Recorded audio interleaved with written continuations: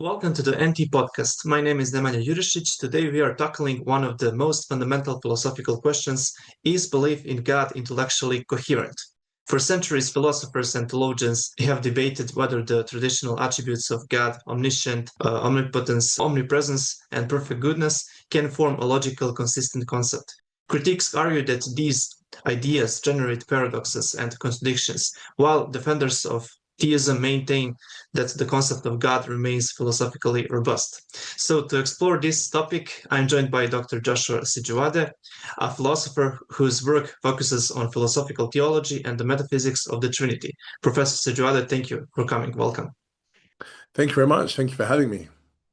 I really appreciate the time you have taken and also that you agreed to be a guest, even though I contacted you from my new Facebook account. You Mhm. accepted my request and replied to my messages, even though I only had a few friends and no profile picture. So thank you Mhm. for the trust. No worries. No, I'm very happy to be on. Thank you.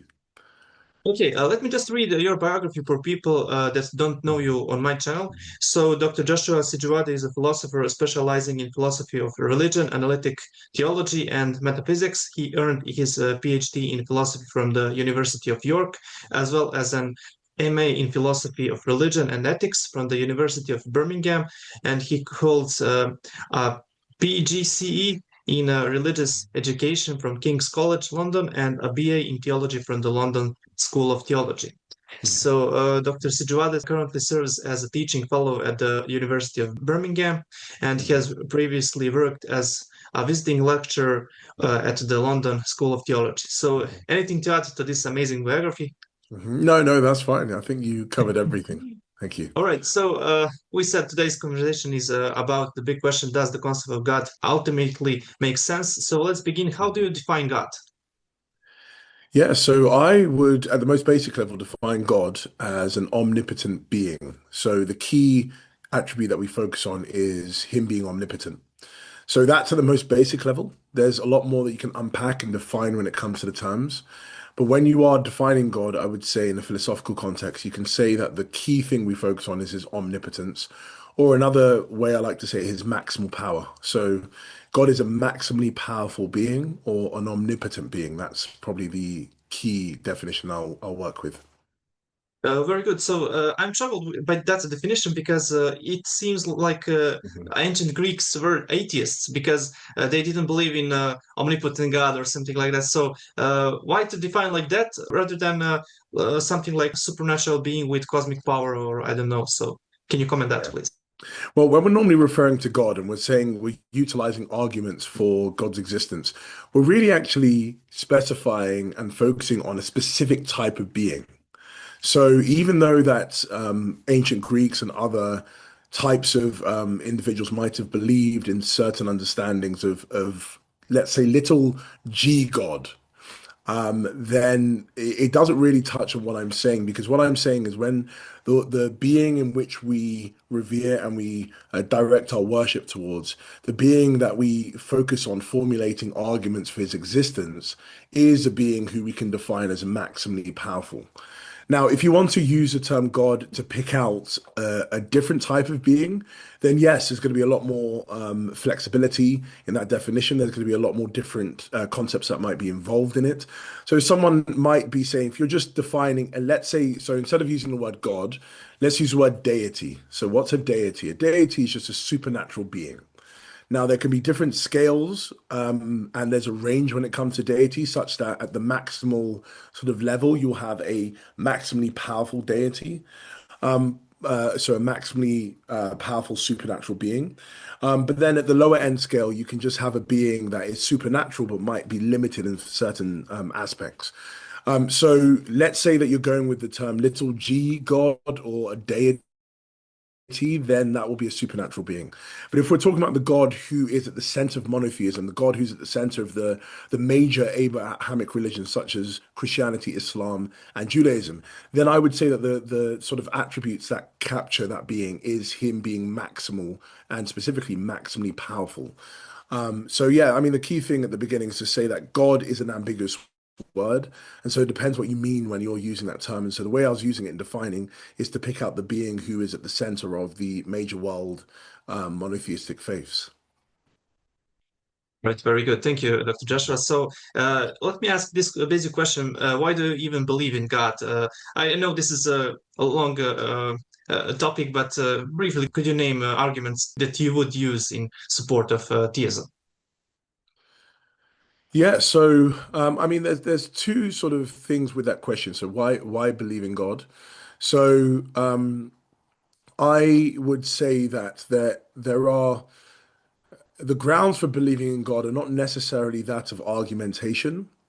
The grounds for believing in God is through it being a belief that is given to me psychologically in a psychologically direct way, such that it's a basic belief. So I'm very inclined towards Alvin Plantinga and the belief that we have our beliefs formed in a non-basic way, sorry, in a basic way, so a non-inferential way. So the reason why I believe in God is because of a certain religious experience, which through this experience, it led me or elicited a belief within me that there is a God. However, I don't believe that my belief is solely grounded upon non-inferential means. So the second reason why I believe in God, the second ground for me believing outside of religious experience, is that I do believe that the hypothesis of theism, so the claim that there is a God, is the best explanation for various facets of reality. And so normally what I would say is that it's the simplest explanation of the data that we have relative to reality. So the way that I normally go about in my specific work, which is sort of building on the work of Richard Swinburne, is that I do believe that if we were to take a class of explanations, so fundamental explanations for reality, so we're trying to say, well, at the fundamental level of reality, what exists? And you can give, and in my work I've given various alternatives. And let's say we put that there is a maximally powerful being as the claim for the being that exists within the fundamental level of reality. And I would say positing that being, positing this maximally powerful being is the simplest, and thus best explanation of various data then that we'll be looking at within the world. And so, yeah, the grounds for believing that there is a God is because it's the best explanation of reality. It is the explanation that I believe grounds the fundamental structure of reality. It is that of saying that there is a God. So, two things. The first thing is that I believe that someone can believe in God and rationally believe in God in a non-inferential way, so in a basic way. But then, secondly, there are further grounds that individuals can have for their belief, which is inferential. And so, I would use various. I'll formulate a hypothesis, and then I would say that the claim that there is a God is the simplest and thus best explanation of the various aspects of reality that we point to. Okay. Mhm. Uh, electricity is back on my place, so yeah, okay. Yeah, nice, So nice. Yes, um, perfect. yeah, so one question that comes to my mind is by Richard Dawkins. He said, Mhm, like, what do you mean by simple God? Because he answers to prayers, mhm, he watches you, like, what are you doing in your room, or I don't know. So, mhm. how that could be simple? Yeah. So he's got a misunderstanding of what we mean by simplicity. When we're talking about simplicity relative to hypotheses, what we're really saying is that there are two dimensions of simplicity. There is something called ontological simplicity, and there's something called ideological simplicity. And also, when you look at those two dimensions, they can be partitioned in two ways as well. So you have something called quantitative ontological simplicity, and you have something called qualitative ontological simplicity. So starting off with those two. So when we say that God is simple, and we're saying that he's simple, we are saying it that firstly, the claim that there is a God is ontologically simple, because firstly, it's quantitatively ontologically simple because it's only positing one entity. So when we're talking about quantitative ontological simplicity, we're saying how many entities do you posit, and you are to posit the fewest number of those entities. So when it comes to the objects that you posit, when it comes to the properties that you posit, you need to posit the least amount of them to have quantitative ontological simplicity. So when we say that there is a God, We are saying that there is one being. We're not saying that there is a multitude of beings, three, four, five, six beings. We're saying there is one particular object that we term God, who is at the fundamental structure of reality. And then what we're also saying, specifically in my own work, I reduce the amount of properties that God has because I hold to something called divine simplicity, which is different. It's confusing using simplicity in various ways, but divine simplicity is just to say that God is identical to everything that we predicate of God. So if we say that God has power, God has knowledge, God has goodness, we are not saying that God has those things as properties like we would have. We're saying that God is identical to anything that is prescribed of him, and thus he has no parts. So what I mean, why this is important is because what I then posit is that there is one entity, God, who actually has zero properties, because everything that we ascribe to God is not a property. It is God himself. So we have one entity with zero properties. And then when we look at qualitative ontological simplicity, what we are saying is that we are positing the fewest number of kinds of things. So the fewest number of kinds of entities, when it comes to the fewest number of kinds of objects, the fewest number of kinds of properties. So quantitative ontological simplicity is saying the fewest number of entities, and qualitative is saying the fewest number of those kinds of entities. Well, what I'm positing is just one object, God, this maximally powerful being. And then I'm saying, well, he doesn't even have any properties. So I'm even saying he has the fewest kind of entities when it comes to properties. So when we are saying that there is a God, we're saying that there is quantitatively the simplest type of being possible. One entity with zero properties and with the zero kinds of properties as well. So it's the simplest type of entity that you can posit ontologically. Then you have the other dimension, which is ideological simplicity. So this is to do with posit the least amount of primitive terms. Because when we want to have a system that's very well worked out, we don't want to have terms that we can't understand, that we can't define, that we can't break down even more. We want everything when it comes to fundamental theory to be broken down to its most minute sort of basis. And so ideological simplicity saying how much ideology, how many primitive terms do you utilize? Well, within my system, I don't utilize any primitive terms when it comes to defining God, because all of God's attributes are defined and they're defined in a coherent fashion. So we break down all of our terminology to actually a defined set of terms. So we're not using any primitive terms when it comes to God. So what we have then, unlike Dawkins, is that we have a being who's ontologically the simplest being possible, and we have a being who is or claim which is ideologically the simplest claim possible. So Dawkins just has a misunderstanding of simplicity. He seems to have simplicity when it comes to an epistemic term. Oh, it's not simple to understand how God can do that. That's not what we're talking about. We're talking about simplicity relative to hypotheses, and that's normally ontological and ideological. Amazing. That's so helpful. Thank you again. Nice. So I wonder now, can philosophical arguments take us all the way to the Christian Trinitarian God, or do they also apply to other models within theism? Yeah. So I personally believe that we can utilize philosophical arguments or philosophical reasoning to get to an understanding of, well, firstly, there is a God, and we utilize, as I said to you, this abductive approach, inference to the best explanation, saying what's the best explanation of the data? God's existence is. So we can establish God's existence based upon that. Then we can use further philosophical reasoning to get to understanding, well, how is this God like? And in the Christian understanding, we have God in the sense of the Father. So God is the term we use for the Father.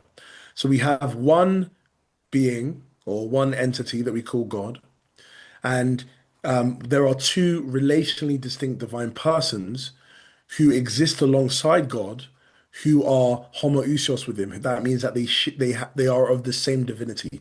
So the way that I state the Trinity is there's one God the Father and two relationally distinct divine persons, the Son and the Spirit, who are of the same divinity as the Father. That means they're of the same divine substance, nature, power as the Father. So we have the Trinity in that sense. And I do believe that we can utilize certain argumentation, specifically focusing on love. And what I would say is a certain type of love. It's called agapeic love.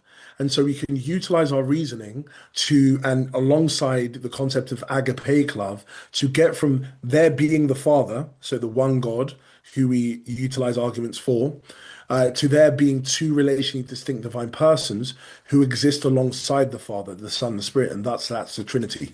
So I do believe, yeah, we can use arguments to narrow it down just from an understanding of theism, which could be affirmed by various different theistic traditions, to then actually the being that we get to from arguments from God's existence is the being who generates eternally the Son, and the Spirit proceeds from him. So we get to a Trinity. Wonderful. So I have a question, like, how is that not tritheism? Because we have like three divine beings. I don't know. So Yeah. that's one. And also, so do you agree with the logical problem of Trinity? Because it says that we cannot call Jesus and Spirit the God. So can you Yeah. comment those two? So yeah. When I was speaking about theism, I was saying I was using the term being, and I was using it in a loose way because we were only speaking about one person, the Father.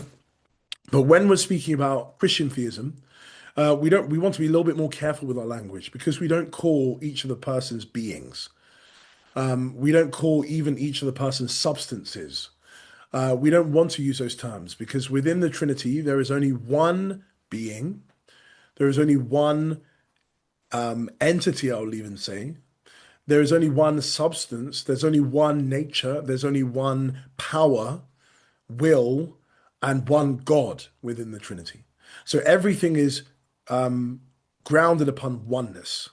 So when I say that there is the one God, the Father, and two relationally distinct divine persons, the Son and the Spirit, who are of the same divinity of the Father, when I say of the same divinity, what I mean is the Greek term homoousios, which can be understood as of the same divine substance, of the same divine nature, of the same divine power as the Father.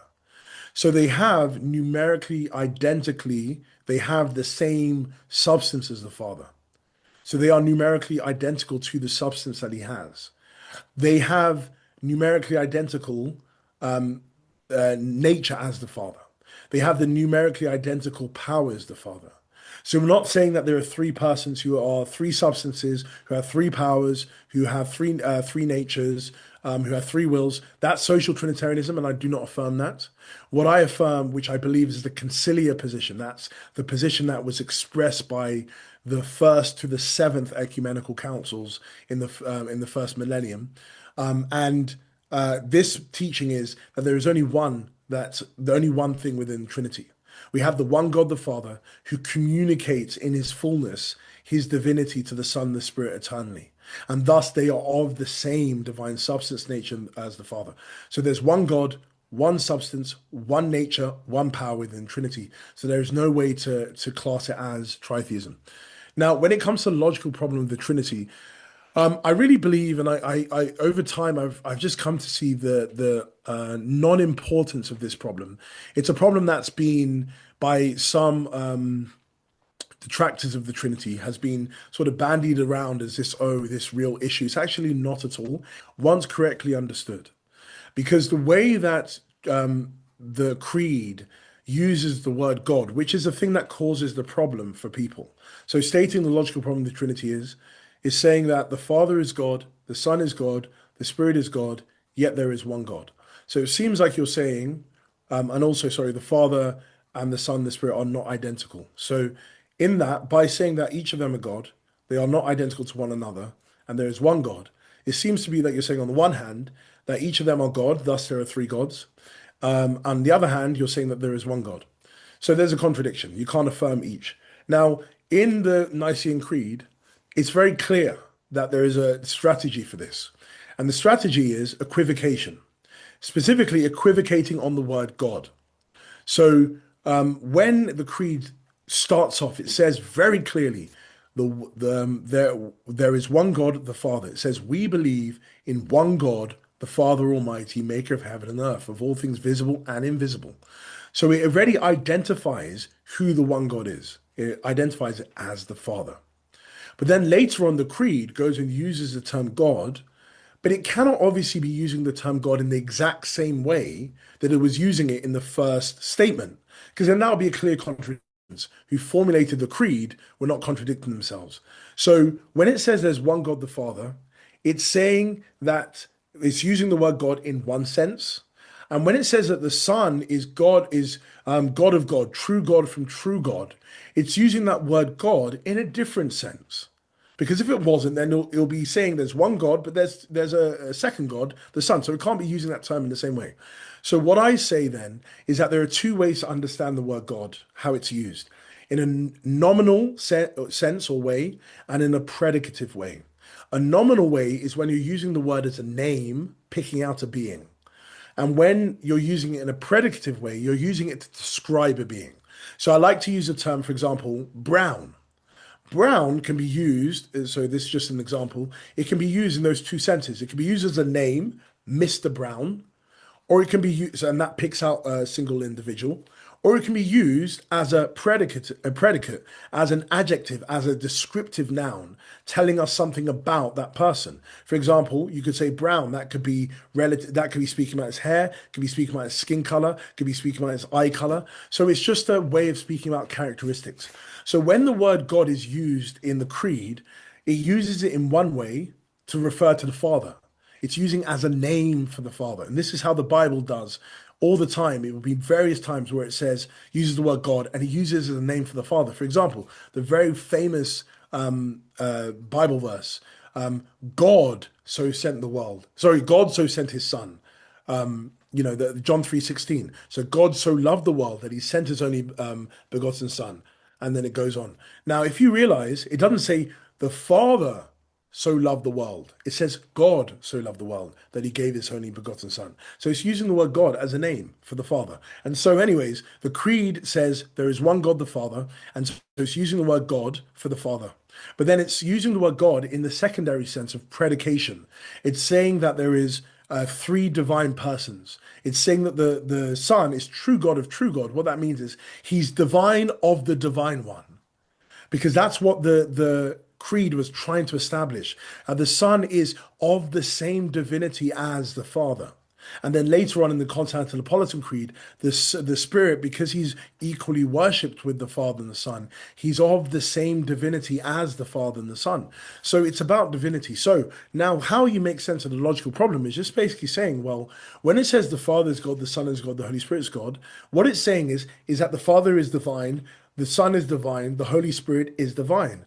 And then when it says there is one God, it's saying that there is one Father. So it's basically saying that you equivocate on the word God, and so you realize you're not saying each of them are X and there is one X. You're saying each of them is X and there is one Y.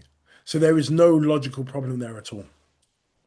Fascinating response. Thank you so much, Professor Sijuwade. So, just a quick question. So we need to cover two other questions to Mhm. cover. But you said like a second God. I remember that maybe Justin Martyr, if I'm not mistaken, he said like Jesus was the second God. So, can you comment that briefly? And also, do you have example from church history, church fathers that they had similar model to yours? So, Yeah.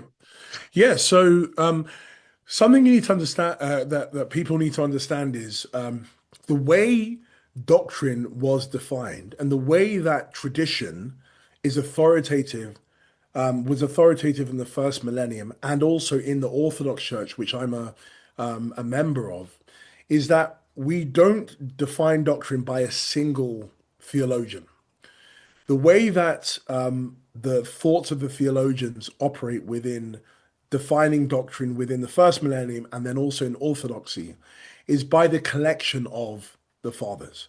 So, what is the collective voice of the church fathers?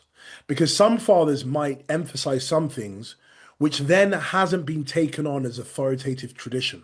So, I'll give an example. Gregory of Nyssa, very famous theologian, very authoritative within the first millennium and within the Orthodox Church. He was a defender and one of the key defenders of Nicene Orthodoxy in the fourth century. But he also had a belief in universalism. He was a defender of universalism. And so even though that he was stating and holding to universalism, and he's a church father, he's a revered church father, his universalist teachings was not taken up into the tradition of the church as authoritative teaching.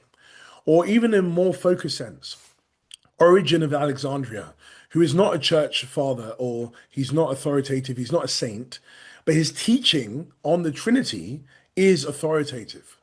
But there are various aspects of his teaching which haven't been taken as being correct. So even though the church has absorbed up into its own authoritative sort of declarations that, for example, the Son is eternally generated of the Father, that was taught by Origen. But also Origen had a weird understanding of that wasn't taken up by the church. And so when it comes to people like Justin, his teaching that the Son was a second God, yes, we can take an aspect of that to be correct. Because again, when we're using the word God, in the conciliar context, we're using it to say divine. So yes, the Son is a second divine person. Yes, there is a second divine person. That's how we correctly understand that teaching. But if we're taking it within his own framework, then we might not take that as being authoritative. So the key thing is, I believe from the scriptures all the way through the pre-Nicene fathers up until the Nicene time, there was one voice about what the Trinity was. One God the Father and two relationally distinct divine persons who are of the same divinity of the Father. Now, in understanding that teaching through Justin, through Irenaeus, through Ignatius, through various other fathers and authoritative teachers like Origen and Tertullian, understanding how that was, they did use language which wasn't taken up as the correct way to conceptually understand it. But they were still affirming something which could be held to by Christians, which is, yes, Jesus is a second divine person. So if he was saying he's a second God, the way we understand that within the authoritative teaching is that of a second divine person. And then just very quickly, my main I would say, Trinitarian correlation with the fathers in the teaching that I'm putting forward and the model is with the Cappadocian fathers. So you have Basil of Caesarea, you have Gregory of Nyssa, you have Gregory of Nazianzus, and specifically Gregory of Nazianzus is very important for my thinking on the Trinity. And I would say, if we had more time to unpack it, that they are the main people to point to say, actually, I do believe that they shared the same thinking that I have on the Trinity. So I'm not doing anything more than just trying to explicate their teaching within a contemporary analytic context. Very good. Thank you again, Professor Joshua. So Trinity is coherent, but let's proceed next. What about omnipotence? Is it a coherent, and how would you define that attribute? Yeah. So definitely, I would say omnipotence is coherent, and I think there's been great work that people have done to show that. So I'm not really doing anything new in what I'm saying here. So a lot of my philosophy of religion has been that of building on the work of Swinburne, building on aspects that I believe he's done great on, and maybe departing on him on certain aspects. So, for example, I don't share the same Trinitarian view as him, and other things I might depart on, but it's sort of building on my work. That's what I see I'm doing. And so, following Swinburne in this, I would take omnipotence, which I think he's correct on, to be the ability to actualize any logically possible state of affairs. So a state of affairs is just you can say it, or actually, let me change state of affairs to something a little bit more easier for people to grasp on. So I don't have to unpack it too much. So let's change it to event. So a being is omnipotent if they can cause any logically possible event. So an event is just an instantiation of a property at a time. So, for example, I'm wearing a black jumper. So Josh wearing a black jumper is an event because it's the instantiation by an object. I'm an object and I'm wearing a jumper and it's black. And so I'm instantiating certain properties, that of wearing a jumper, that of the jumper being black, and that's an event. Now, a logically possible event is just one that we can state in a sentence without there being a contradiction, without it involving a contradiction. That could it being directly contradictory or it entailing a contradiction. So, for example, if I said, I I am Josh and I am existing and not existing at T or T1, that would be a logically impossible event. I exist and I do not exist at T1. That would be a logically possible event because when I write it down as a sentence, I'm contradicting myself. I'm saying there is an object that instantiates a property and doesn't instantiate that property at that time. And that's contradictory.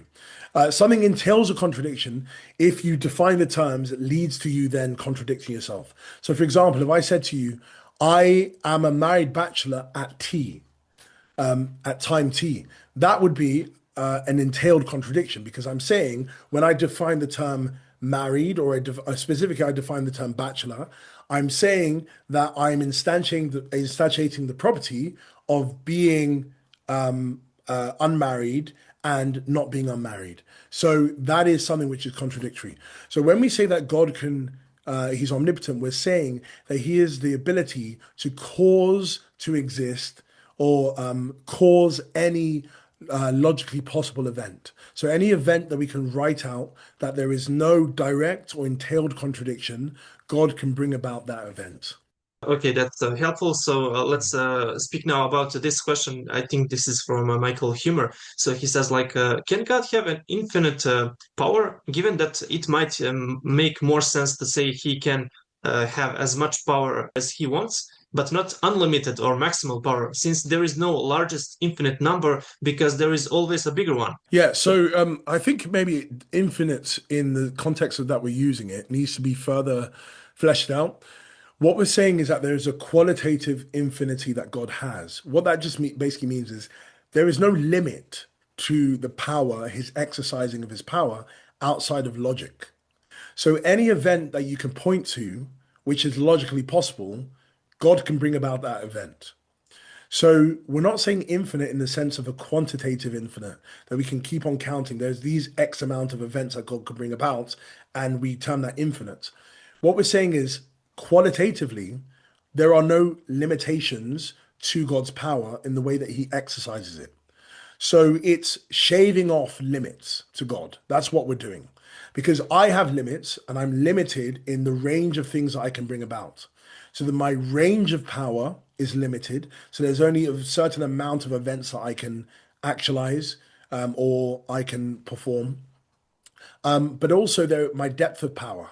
So within that range, there's a limit to what I can do within that range. So for example, it's within my range of power to lift a boulder, but it's not within my power to lift a 1-ton boulder or a 2-ton boulder. It's not within my range of power. What we're saying with God is that we shave off limits to the range and also to the depth of power, such that there are no limits to those things as long as one can state it in a logically coherent way, that statement. Then God can actualize that state of affairs or bring about that specific event. So I don't think Hume had a correct understanding of what we mean when we say infinite power. All right, and I suppose that you agree that there is no best possible world, right? I think Yes, I most agree. philosophers would say, Yes, I yeah, agree yeah, with that. okay. Yes. Yeah, okay. So if that's not possible, how is it possible that there is, let's say, the best possible being? Because you can always add virtues to the world, but at the same time, you have being that cannot have more virtues. So it sounds like strange. Yeah.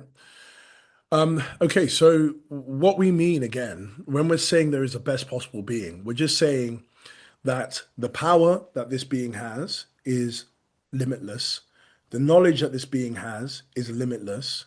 The goodness in the way that it will be exercised, there is no causal influence in limiting to him to do what he does. So when we say that God is good, what we're saying is that let's say there are two categories of events that can be brought about, good events and bad events. God has no causal impulse within him or influence to cause him to be able to choose to want to choose the bad events over the good. So, for example, I would maybe, let's say I've done something really bad and I don't want to get in trouble with my parents. Um, I would then have a causal influence to choose the bad events to bring about over the good. God never has that causal influence. He's only directed by reason to bring about any event that he does, and thus he will only bring about the good. So when we say that there's the best possible being, what we're saying is that there is no limits to his power, to his knowledge, to his goodness, and so on and so forth. When we say that there is a best possible world, we are again speaking about a quantitative thing, or we're saying it axiologically that this world is the best. But the way that we pick out the best possible world, if there was one, is by saying there is a certain feature that it has that could not be bettered.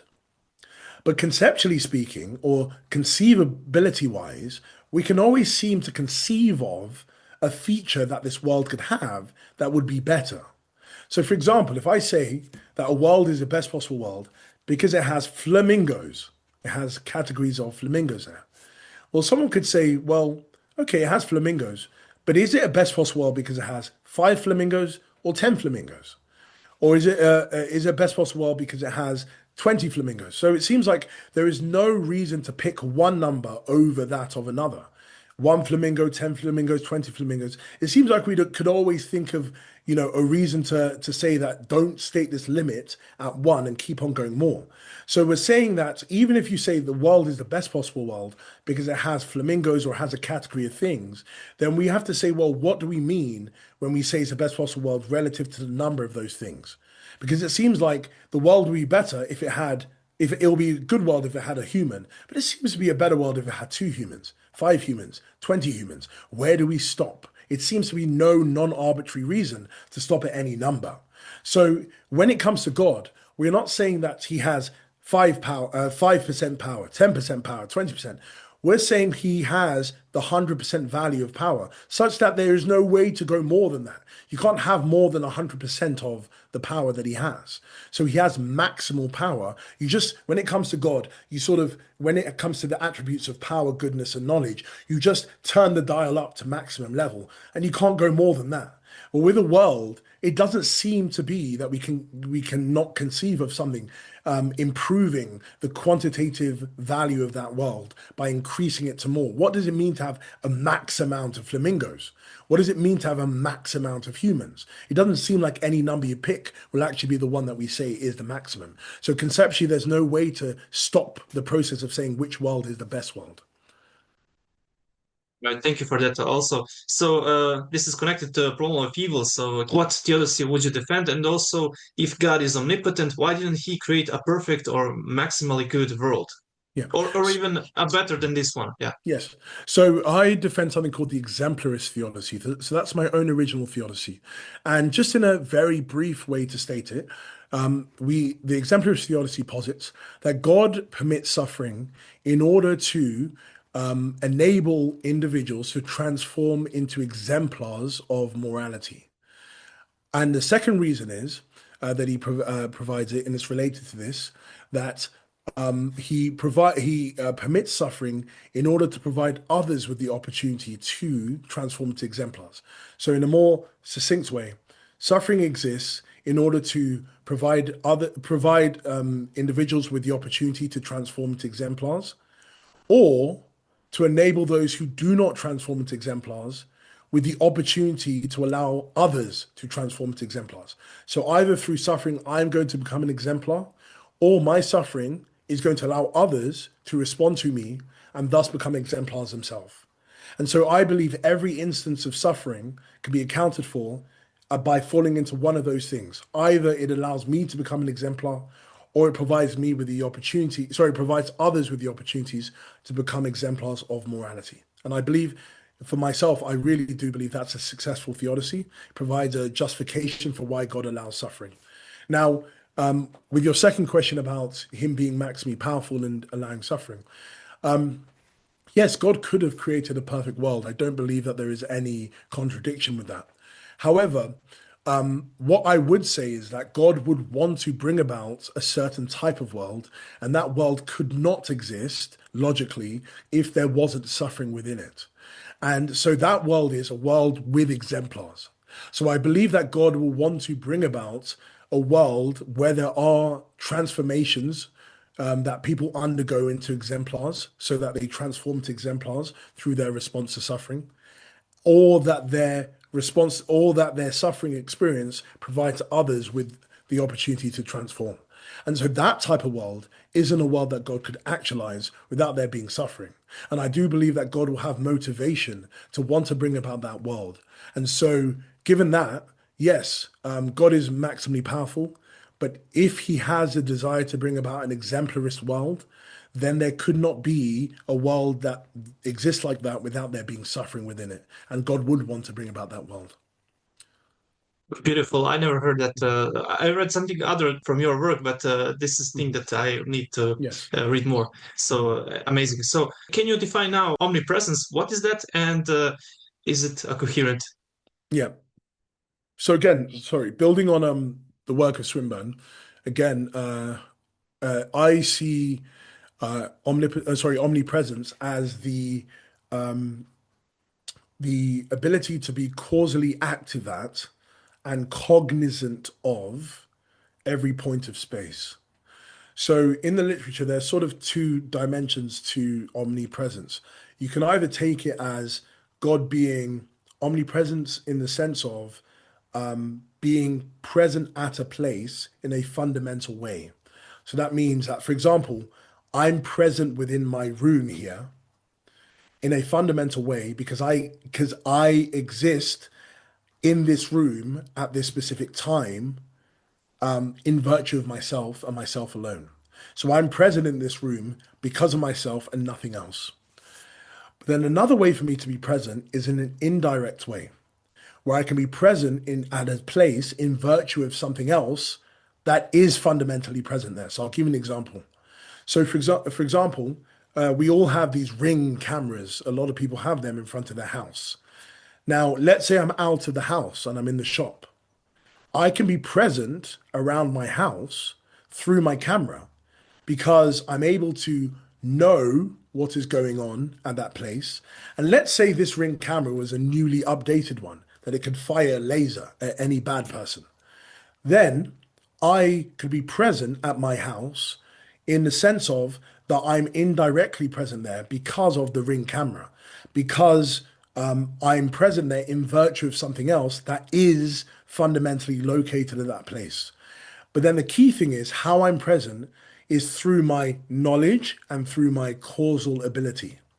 So I am present at my house, even though I'm not directly there, through in virtue of my camera, and I can causally act there. I can fire the laser and I can know what's going on there. I can maybe see what's going on there, even though I'm not directly there. So there's presence in two different ways: a sort of fundamental direct presence and a non-fundamental indirect presence.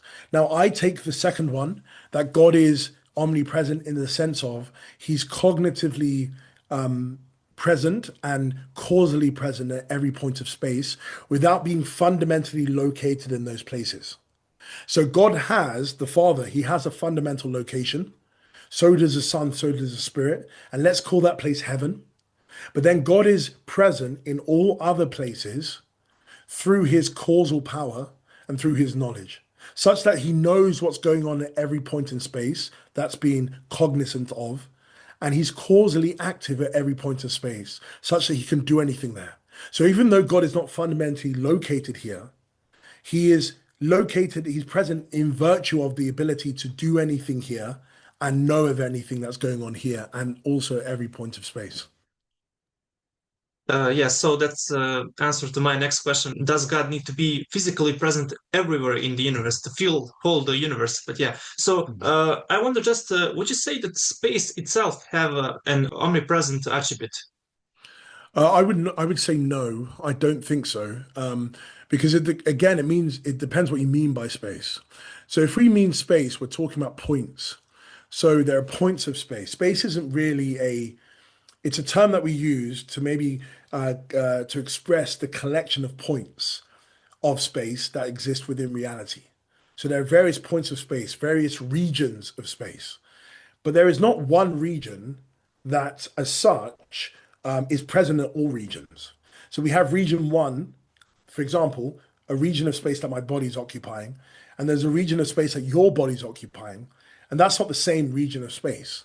So it's not present in the sense of that same region of space or that same point of space is present everywhere. No, it's not. It's located at the specific region that it's at, because it is that region. So it's not omnipresent.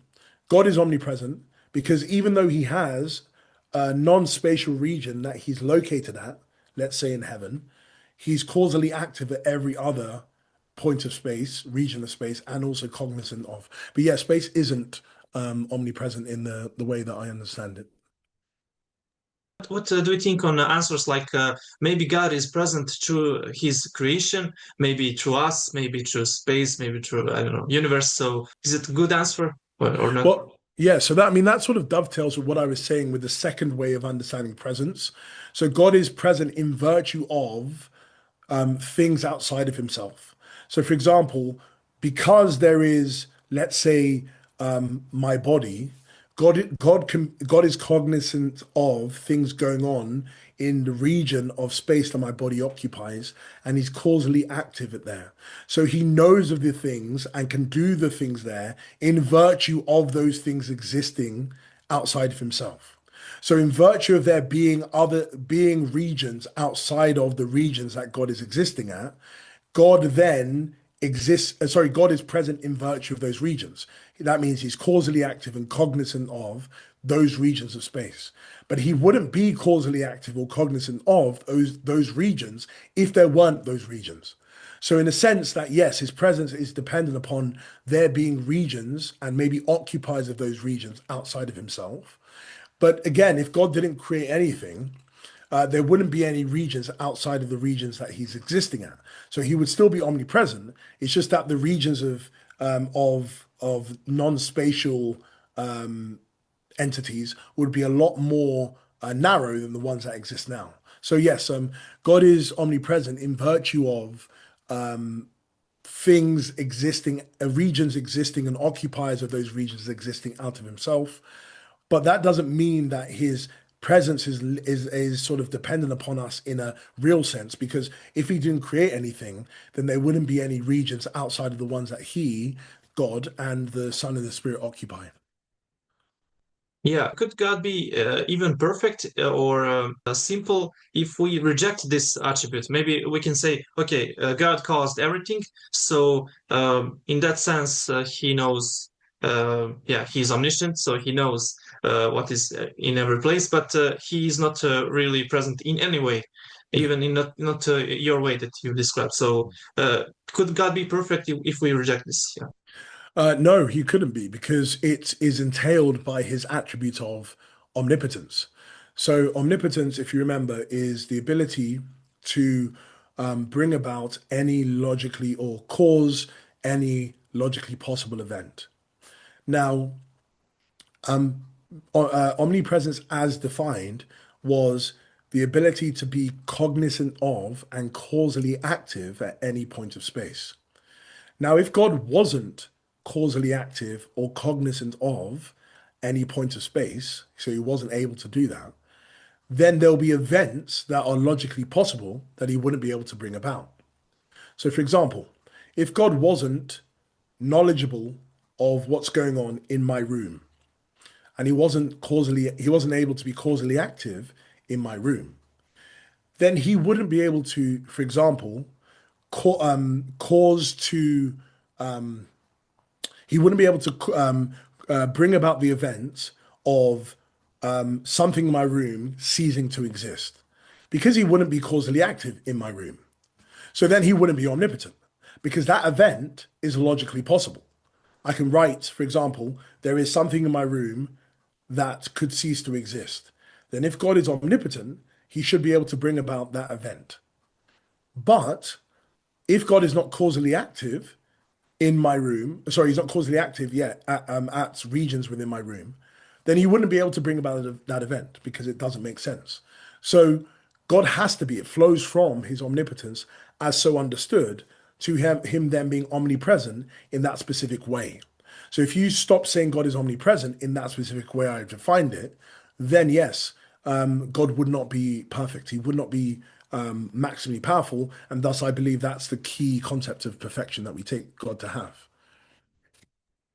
Very good. So, just a quick question: is omnibenevolence and necessary existence, those two attributes, entailed by omnipotence? So, do they follow from that, or? Yeah. So omnibenevolence, as understood, I normally take it to be perfect goodness.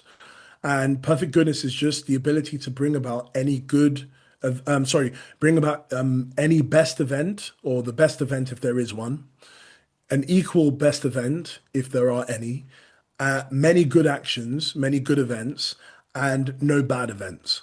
So if we are able to class axiologically our events, there are events that are best events, that could be a unique best event, an equal best event, and if there are some, many good events and no bad events. So that's what we mean by God being I would say omnibenevolent in the sense of being perfectly good. Now, that attribute flows from his omnipotence because the key thing here is that if there is an omnipotent being, that being would not have any causal influence that determines his choices because he will then be constrained in the type of events that he can bring about. So if I have two plates in front of me, I have some Brussels sprouts, so some horrible vegetables, and I have a chocolate cake. Now, reason would guide me to go and pick the Brussels sprouts to further my health. But a causal influence within me, my desires for sweetness, would lead me to get the chocolate cake. So I would choose against reason. But because God cannot be so constrained by these things, he would only be motivated by reasons for the actions that he brings about. And to have a unique reason for bringing something about is thus to say that that event or that action is the best action. Or if you have many different reasons, but they are all equally weighted, then that will be bringing about the equal best event. Or if you have something which is better to bring about than not to bring about, but might not be the best thing to bring about simpliciter because there isn't one, then that will be a good action. So the key point here is that God's omnipotence leads him to bring about these class of events and no bad events, and thus he would be perfectly good because of his omnipotence. With his necessity, I personally don't believe that's entailed by him being omnipotent, because it is conceivable that there could be an omnipotent being, but that being doesn't exist in every possible world. It is conceivable. So it's something that I believe you need to add on to him. So you have to say God is a necessarily existing omnipotent being.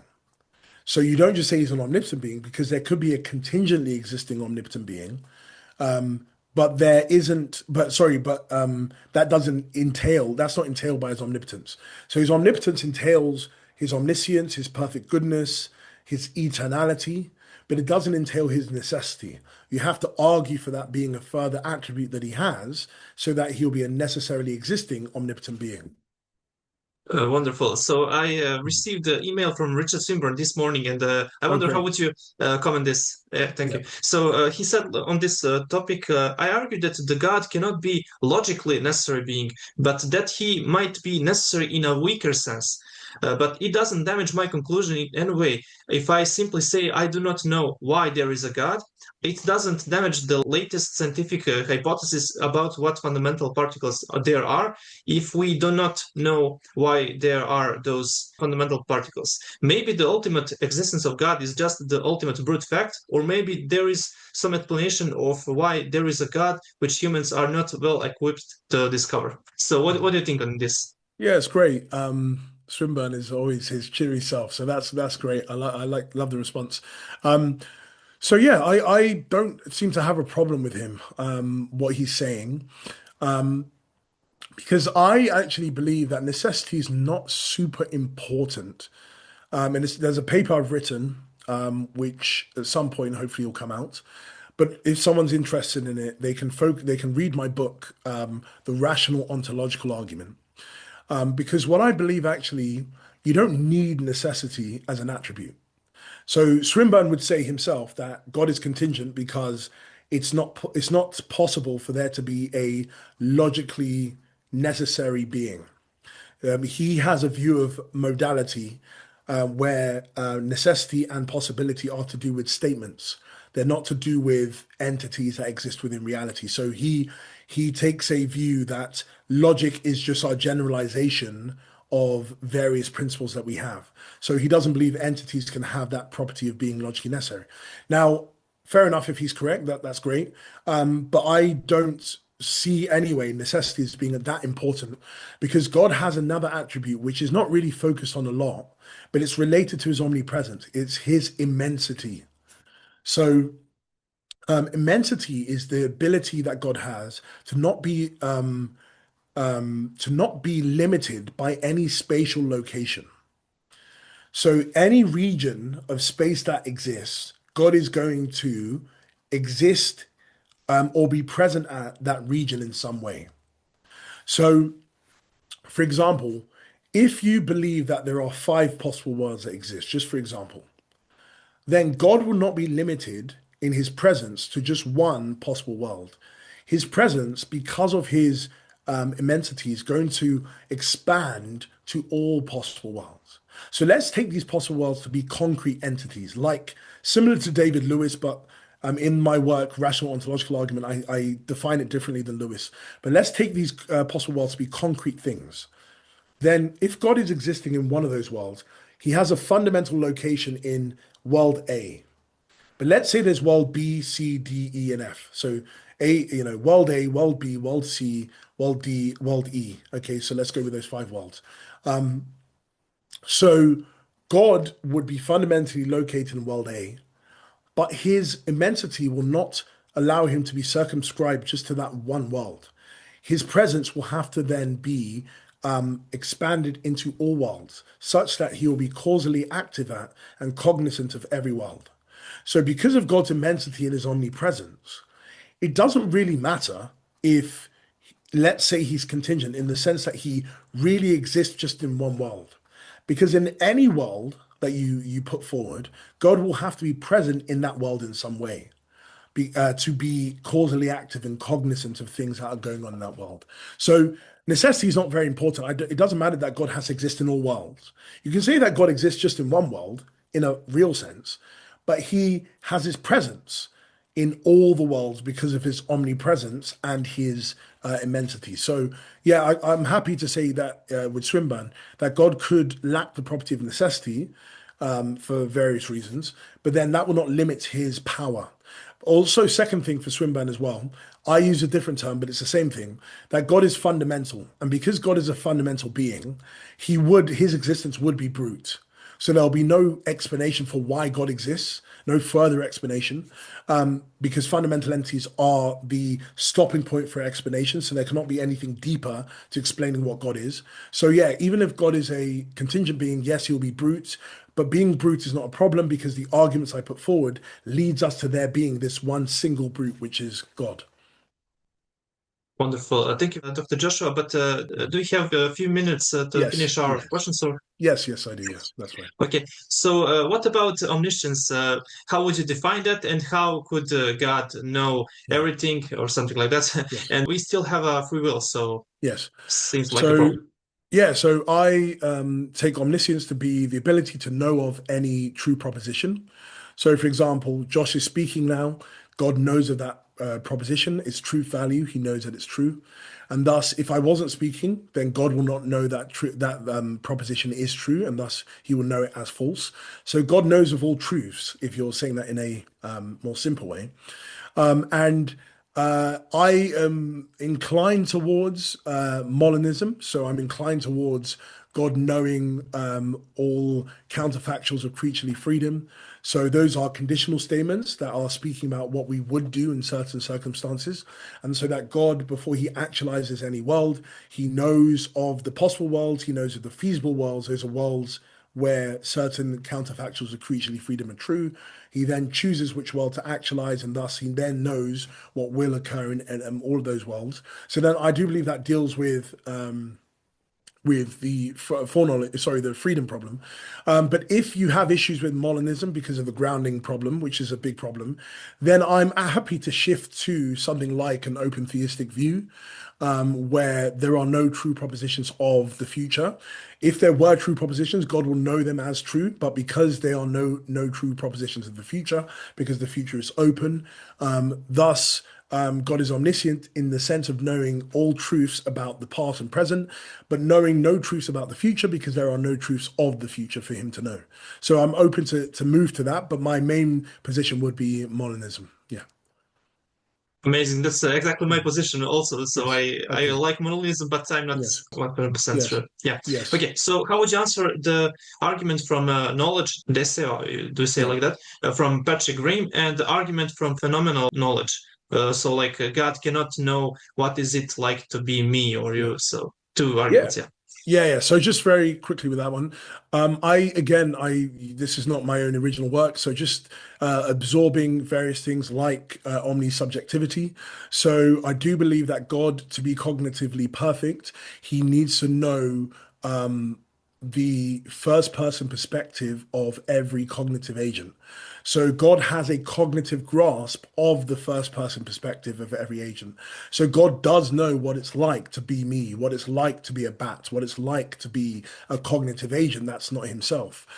Because in order for him to be cognitively perfect, he must have that knowledge. Now, the model that Zagzebski puts forward, which I think is the best model, even though she's open to different models, is the idea that God is total, it's a total empathy model, such that God is empathetic with our cognitive experiences, so that God has you can call it a cognitive copy of, within his mind, he has a cognitive copy of all of our conscious states.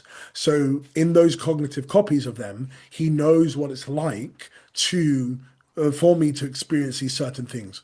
So all this sort of phenomenological knowledge are things that God has a cognitive grasp of because he has this empathetic copies or grasp of these cognitive states. So yeah, I do believe that God has that knowledge, and it's not something that is limited. Sorry, it's not something that he lacks. Thank you so much. And last question about your new paper that you wrote on God's judgment, like if he is perfectly morally good. Mhm. Will he torment people forever in hell or annihilate, destroy, Mhm. or ultimately save everyone, even the people they don't want to be saved? So, what is Yeah. your approach? Yeah. So my position is that I do affirm hell. I do affirm an existence of hell. But I believe that hell needs to be correctly conceptualized in order to not entail something like eternal conscious torment. Because I do believe a perfectly good being would not allow beings to be eternally consciously tormented for, yeah, for eternity. I just don't believe it's something that he'll bring about. It's not a best action. It's not a unique best action. It's not a good action, someone might say. But I also don't move to the position of universalism that God is going to save everyone. And the reason for that is not because of philosophical reasons. I have even defended universalism against a certain philosophical objection. So I've got a paper in Sophia that was published, I think, last year, where I defend universalism against one of the key objections, which is to do with free will. But I don't believe, yes, I don't believe universalism can be rejected for philosophical reasons. I believe it must be rejected for theological reasons.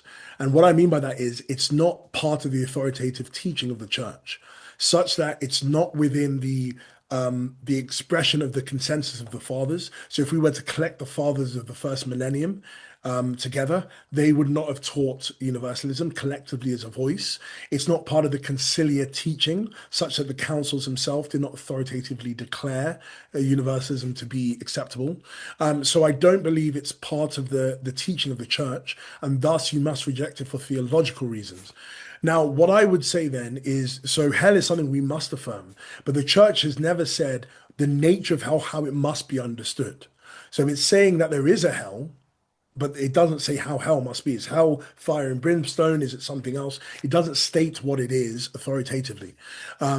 So the way I take it to be is from an Orthodox perspective, which is part of, I would say, the general teaching of Orthodoxy, is that hell is sort of the slogan that you can take, hell is heaven experienced differently.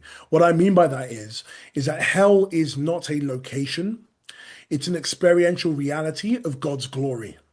So, of God's unveiling of his glory through the person of Christ, hell is the experience of that, such that someone who is inclined towards Christ, that means that they are a Christian, they would have the experience of Christ as a pleasurable experience. But someone who is inclined against Christ, such that they are not a Christian, would have the experience of the glory of Christ as a hellish experience, as a negative experience. Now, an example I give is sometimes, so my wife is not very much into philosophy. If I was to take her to a philosophy conference, she would be, finding this to be really hellish, but I would find it to be very heavenly. So even though we're objectively going through the same, experiencing the same thing, we're hearing people speaking, I'm subjectively experiencing it in a positive way. She's subjectively experiencing it in a negative way. So that's how hell's going to be like. So people are going to experience hell, but it's going to be negative for them. However, I also have the view, and this is speculative, so I'm not saying this is part of the teaching of the church, but I do believe there's some grounds in some things the fathers say to say that at some point, God is going to restore something called natural felicity in those who are experiencing his glory in a hellish way. So what I mean by that is that God is going to put within them a certain joy of God. There'll be a joy of being in the presence of God, so that the experience that they're going through is no longer a hellish one in a sense.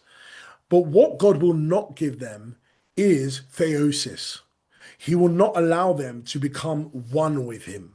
So he will not allow them to enter into a full union with him, which will only be available to those who have accepted the gospel and followed and being obedient to Christ. They will then be able to enter into full communion with God through his energies. So they'll become one with God in a certain sense. So what those who are in the experiencing hell is that they will have a lessening of the pain of the glory of Christ, but they will have a lack that they have within themselves of not being in union with God. And so that still allows the gospel to have its poignancy, because universalism robs, I believe, the gospel of its real urgency, because at the end of the day, you'll eventually come into full union with God. Even if you're going through hell, as some people believe, in order to get to that union with God in the afterlife, everyone will eventually come into union with God in universalism. My view is not that. Those who haven't accepted the gospel, followed it, will not come into union with God, and that will be an eternal state. And that will be a state of lacking, and it will not be a good, positive thing for them. But they will have a lessening of their suffering, because God will restore within them a natural felicity, such that they will be able to have a knowledge of God and have a will orientated towards God, but they won't be able to be in the full union with him. And that will be sort of the lack that they have. So that would still be hell. So it's not eternal caution torment, because the torment is not still there in the same way, but there will still be a negative aspect to their rejection of the gospel, because they are not entering into a real union with God. Okay, beautiful. So it sounds like a combination of many views, but Yes. it's unique. Thank you so much. So we need to wrap up this. So any last word? Is theism coherent? What would you say at the end after all these arguments? Yes, yeah, definitely. I do believe that theism is coherent. There is no contradiction to affirming that there is a maximally powerful being. And I believe the Trinity, which is a further teaching, is coherent. So the belief that there is this maximally powerful being, the Father. So there's one God, the Father, and there's two relationally distinct divine persons who are of the same divinity as the Father. There is no incoherence in that as well. So yes, the theism and Christian theism are coherent. Wonderful. That brings us to the end of today's discussion. We explored some of the deepest questions in philosophical theology, from the definition of God, arguments for his existence, coherence of Trinity, challenge of evil, the nature of divine knowledge and power. So whether one ultimately agrees or disagrees with theism, what becomes clear is that these questions have been examined with extraordinary philosophical depth for centuries.